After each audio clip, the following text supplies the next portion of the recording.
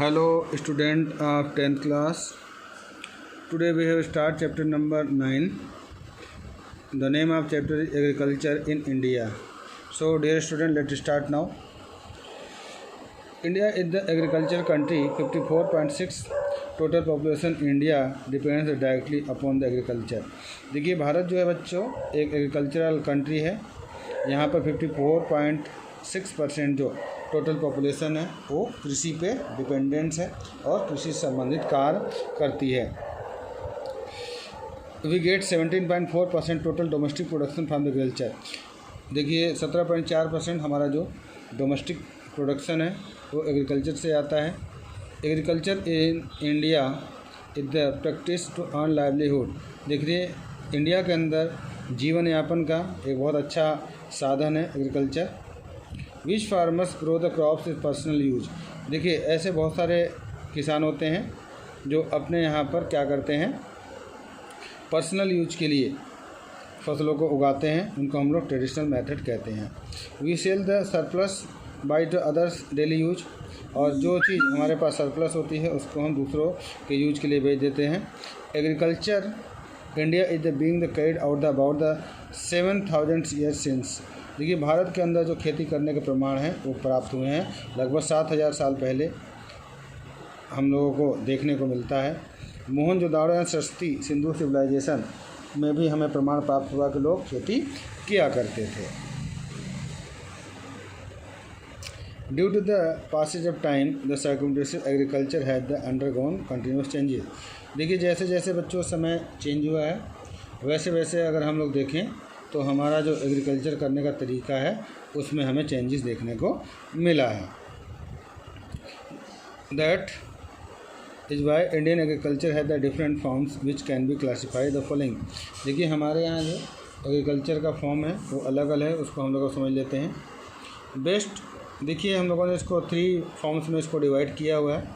India के अंदर जो एग्रीकल्चर सीजन्स है बच्चों, सबसे पहले हम बात करते हैं खरीफ की, फिर रबी किया जाती है और ज़ैद की। ये 3 तरह की जो फसलें हैं बच्चों हम लोग अपने यहाँ इंडिया के अंदर उगाते हैं। तो सबसे पहले हम खरीफ क्रॉप्स की बात कर लेते हैं। देखिए खरीफ क्रॉप्स कौन कौन सी हैं इसके बारे में थोड़ा डिस्कशन कर लेते हैं।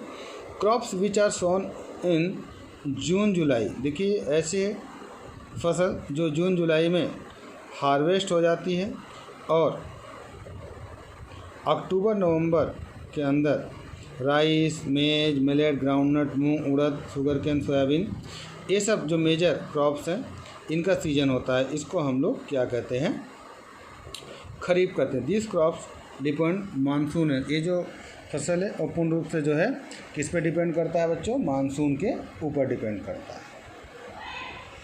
नेक्स्ट जिस क्रॉप की हम बात कर रहे हैं उस क्रॉप का नाम है रबी क्रॉप। देखिए जो एक क्रॉप्स होता है ये हमें अक्टूबर नवंबर में, ठीक है, लगाते हैं और इसका हमें जो हार्वेस्टिंग है मार्च अप्रैल में हम लोग इसको कर लेते हैं। इसमें देखिए कौन कौन से होते हैं, वीट हो गया आपका, ग्राम, बार्ले, ऑयल सीड्स, अलसी, मस्टर है, क्यूमिन सीड्स है, कोरिएंडर है, पॉपी है, पिसलिम है, ये सब बहुत सारी जो चीज़ें हैं हमें देखने को मिलती है। अब हम बात करते हैं ज़ैद क्रॉप्स की। जो ज़ैद क्रॉप्स होती है it includes the green vegetables. इनके अंदर हम लोग क्या करते हैं बच्चों, जो हमारी हरी वेजिटेबल्स होती हैं उनको हम लोग इसके अंदर रखते हैं।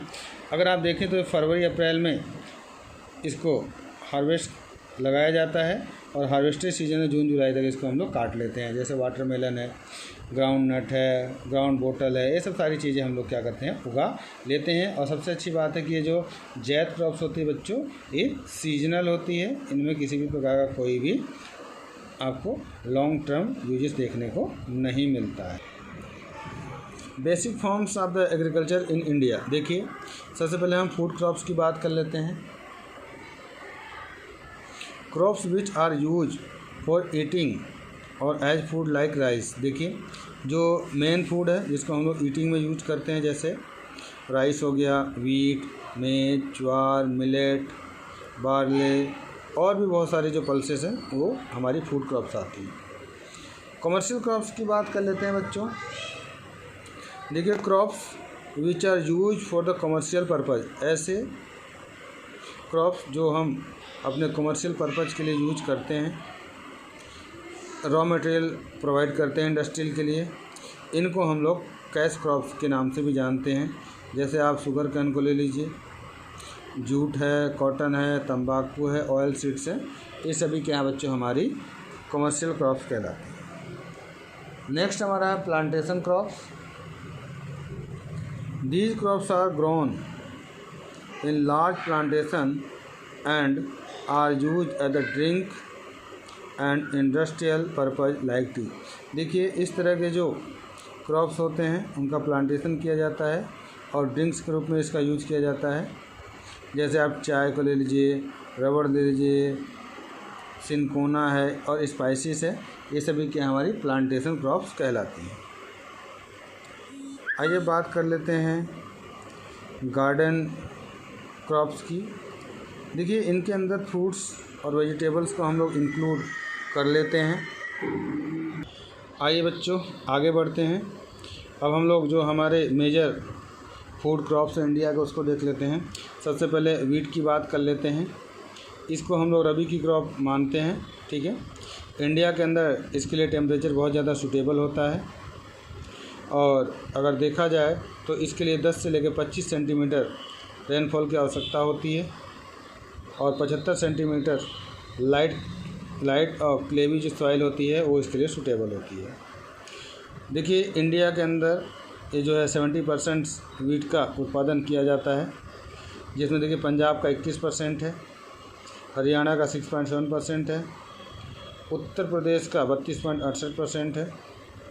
और भी स्टेट्स हैं जहाँ पर ये उगाई जाती है। अगर राजस्थान की बात कर लें हम लोग तो आपको गंगानगर में, हनुमानगढ़ में, अलवर में, भरतपुर, कोटा, बहुत सारे ऐसे डिस्ट्रिक्ट्स हैं जहाँ पर गेहूँ की खेती की जाती है।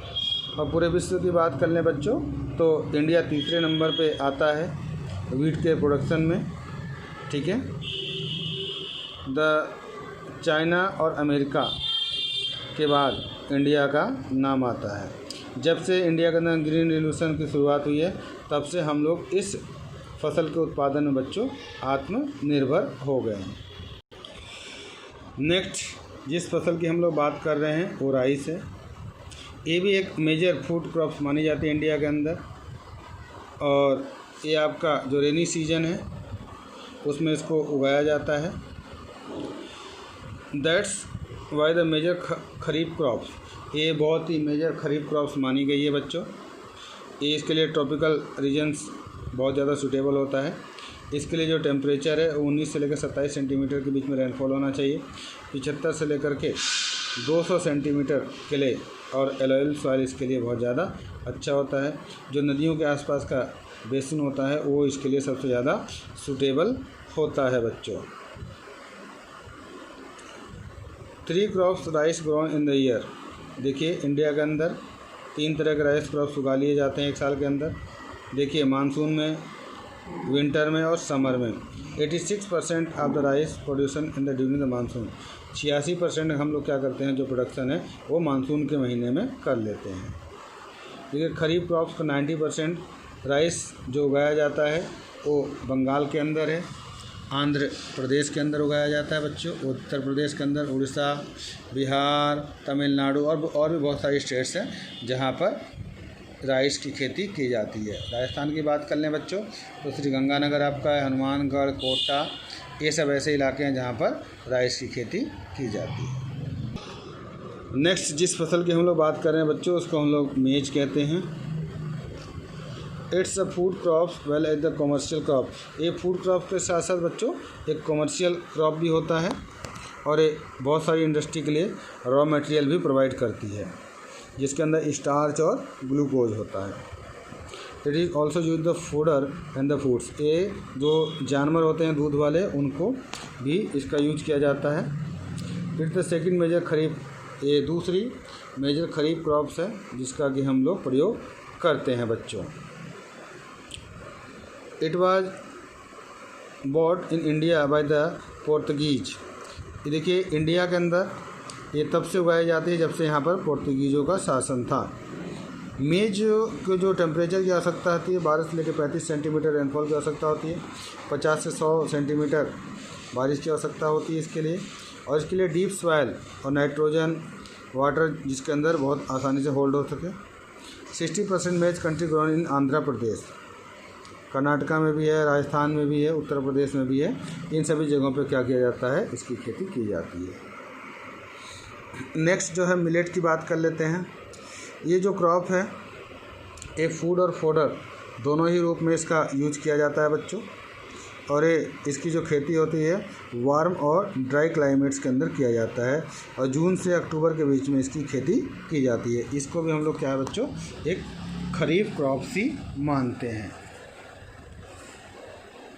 इसलिए टेम्परेचर जो है 25 से लेकर 35 सेंटीमीटर की आवश्यकता होती है और रेनफॉल जो है 40 से 60 सेंटीमीटर अगर बारिश हो जाए तो बहुत ही बढ़िया इसके लिए होता है बच्चों।